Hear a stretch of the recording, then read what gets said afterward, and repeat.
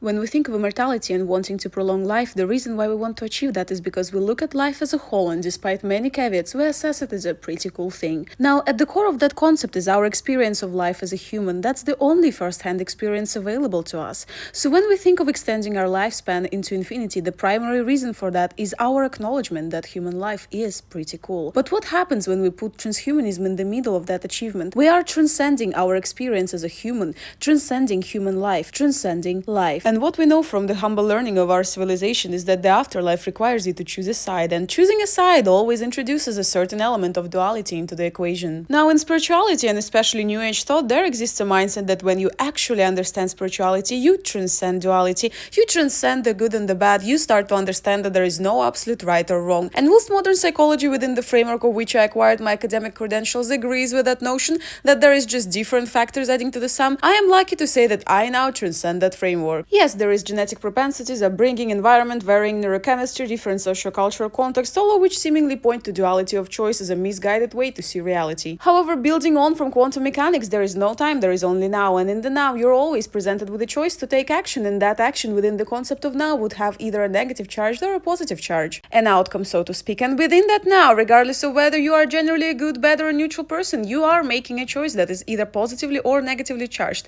And how can we judge that? Well, through the consequence of your action. If you take an action and the result of it is hurt, misery, and distress, the broader framework of there is no good or bad people truly is irrelevant. There are many people who consider themselves good, and because of that, when they feel wronged by someone, they consequently feel enabled to act in revenge, thinking, well, I'm such a good person, such an upstanding, valuable citizen, and I didn't deserve this unfair treatment so disproportionate to my goodness that naturally I must take revenge on this bad person. In that moment, the history of you being good or the many future instances when you reestablish your goodness don't matter. What matters is that choice in the now.